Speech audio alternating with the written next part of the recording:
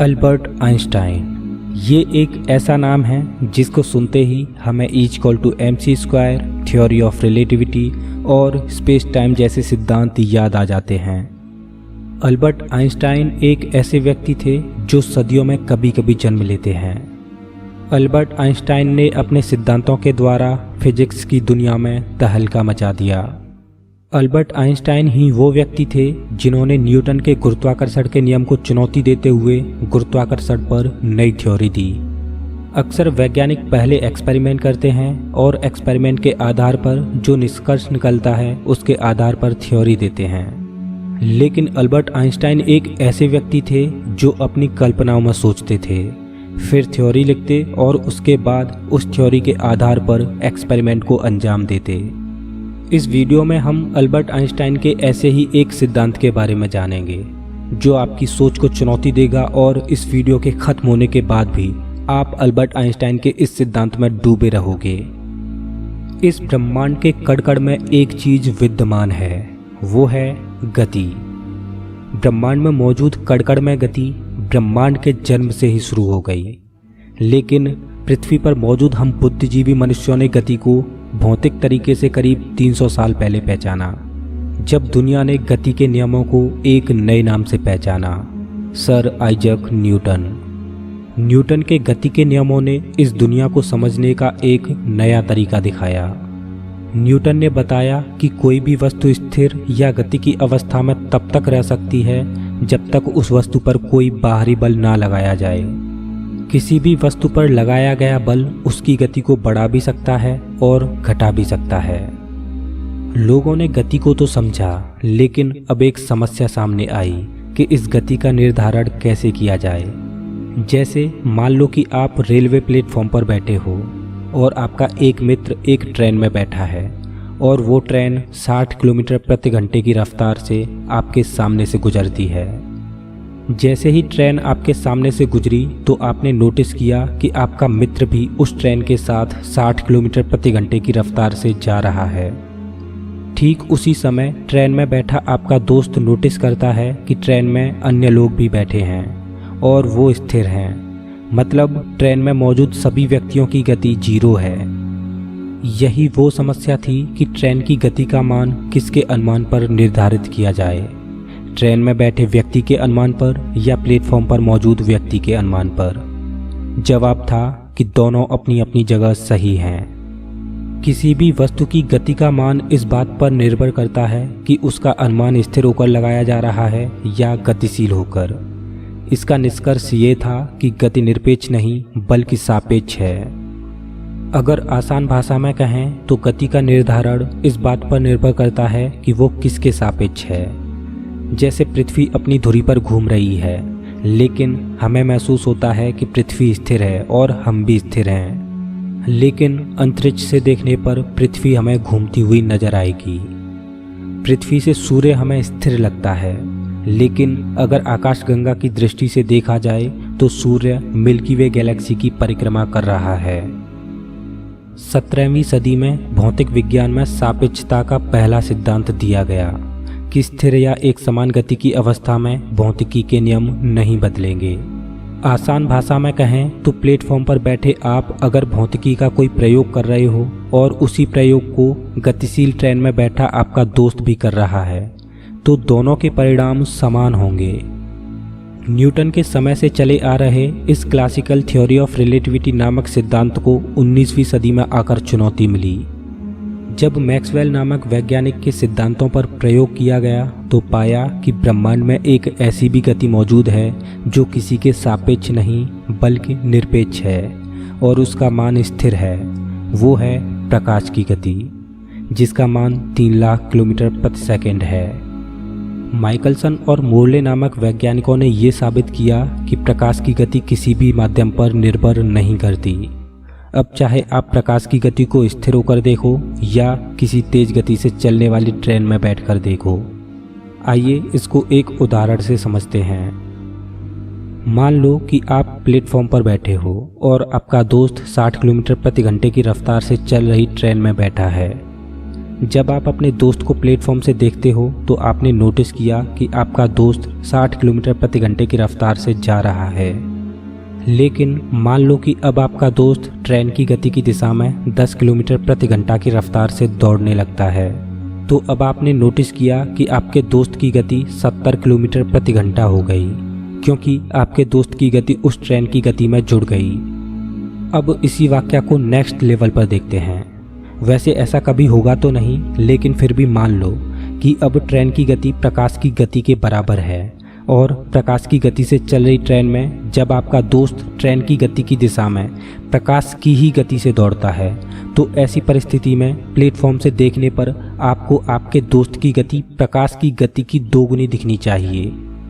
लेकिन सत्य तो ये है कि आपको अपना दोस्त प्रकाश की ही गति से जाता हुआ नजर आएगा। प्रकाश की गति एब्सोल्यूट है, जो कि किसी पर निर्भर नहीं करती। 19वीं सदी का अंत और 20वीं सदी की शुरुआत विज्ञान की दृष्टि से बेहद खास है, क्योंकि ये वो दौर था जब भौतिक विज्ञान में क्रांतिकारी सिद्धांत सम्मिलित हुए, और यही वो दौर था जिसमें अल्बर्ट आइंस्टाइन ने भौतिकी की दुनिया में अपना योगदान दिया। प्रकाश की कांस्टेंट गति ने अल्बर्ट आइंस्टाइन के दिमाग में हलचल मचा दी। अल्बर्ट आइंस्टाइन एक ऐसे व्यक्ति थे जिनकी अवधारणाएं कल्पनाओं में जन्म लेती और गणितीय समीकरणों द्वारा साबित होती, जिन पर बाद में वैज्ञानिक प्रयोग करते तो उन्हें सही पाते। वो कहते हैं ना, जिसकी सोच बड़ी होती है तो उसके द्वारा किए गए कार्य भी बड़े होते हैं। ऐसे ही बड़ी सोच वाले व्यक्ति थे अल्बर्ट आइंस्टाइन। जहाँ पर आम इंसानों की सोच खत्म होती थी, वहाँ से अल्बर्ट आइंस्टाइन की सोच शुरू होती। अल्बर्ट आइंस्टाइन ने कल्पना की कि ऐसा क्या कारण है कि प्रत्येक स्थिति में प्रकाश की गति हमेशा कांस्टेंट यानी नियत रहती है। उन्होंने कल्पना की कि ऐसी क्या घटना घटेगी जब वो प्रकाश की गति से ट्रैवल करेंगे। कल्पना करने के साथ साथ उन्होंने गति के सूत्र को भी ध्यान में रखा। Speed is equal to distance upon time. उन्होंने अपनी कल्पना में पाया कि किसी भी चीज़ की गति दूरी और समय के अनुपात पर निर्भर करती है। अगर प्रकाश की गति कांस्टेंट यानी नियत है, इसका मतलब गति में कोई भी बदलाव नहीं हो रहा, बल्कि दूरी और समय अपने आप को बदल रहे हैं।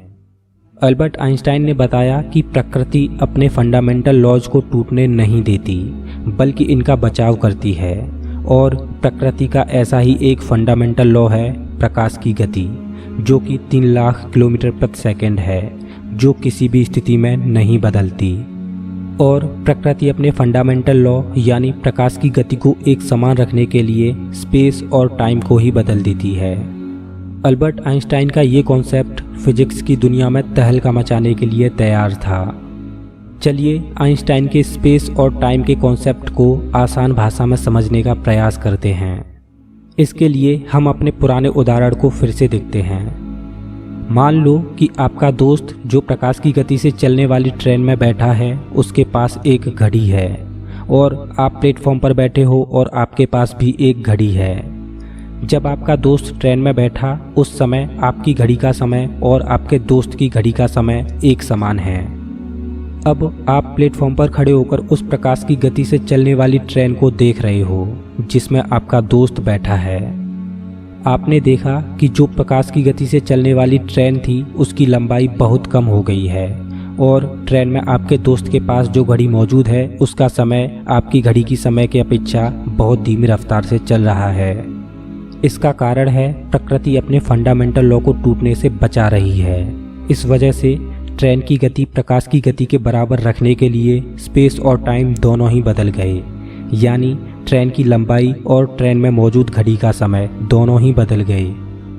ये घटना तो आपने प्लेटफॉर्म पर खड़े होकर देखी, लेकिन वहीं दूसरी ओर जो आपका दोस्त ट्रेन में बैठा है, उसके लिए कोई भी बदलाव नहीं हुआ। मतलब ट्रेन में बैठा आपका दोस्त ऑब्जर्व करता है कि ट्रेन की लंबाई वही है जो पहले थी, और उसके पास जो घड़ी मौजूद है उसमें समय की रफ्तार में कोई बदलाव नहीं आया है।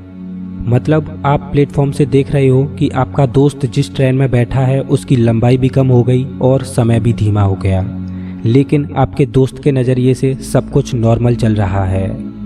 लेकिन आप दोनों ही अपनी अपनी जगह सही हो। ये तो प्रकृति का कमाल है जिसने दोनों के नज़रियों को बदल दिया। लेकिन जब एक आध हफ्ते के सफ़र के बाद आपका दोस्त उस ट्रेन से बाहर निकलेगा तो वो इस दुनिया में बहुत बड़ा बदलाव देखेगा।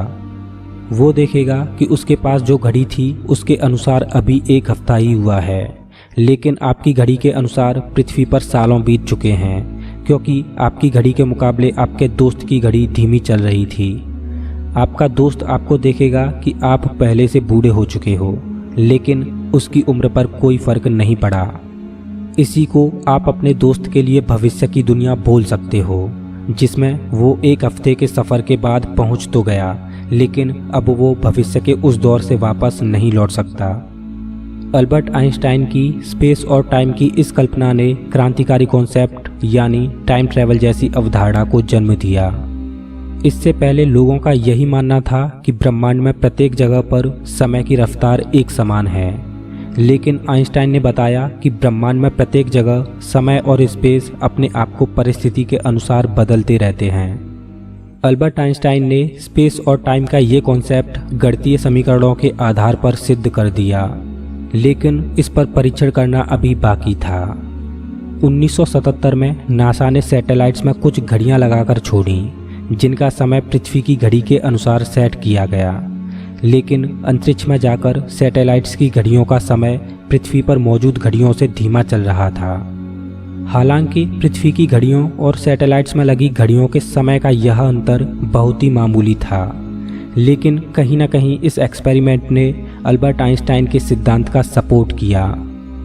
हमारे इतने विकसित होने के बावजूद भी हमारे पास ऐसी टेक्नोलॉजी नहीं है जो आइंस्टाइन के सिद्धांत को साबित कर पाए, क्योंकि आइंस्टाइन के सिद्धांत को प्रत्यक्ष करने के लिए हमारे पास प्रकाश की गति से चलने वाला यान होना चाहिए, जो कि हमारे लिए अभी असंभव है। 1905 के आसपास एक क्लर्क की हैसियत से काम कर रहे इस इंसान ने अपनी स्पेशल थ्योरी ऑफ रिलेटिविटी का पेपर लिखा, लेकिन सदी के इस महान वैज्ञानिक की कल्पना यहीं नहीं रुकी। यही वो दौर था जब आइंस्टाइन ने अपनी थ्योरी ऑफ रिलेटिविटी को आगे बढ़ाते हुए एक समीकरण दिया जो हमेशा के लिए उनके नाम से जुड़ गया। जी हाँ, आप सही समझे, E = mc²।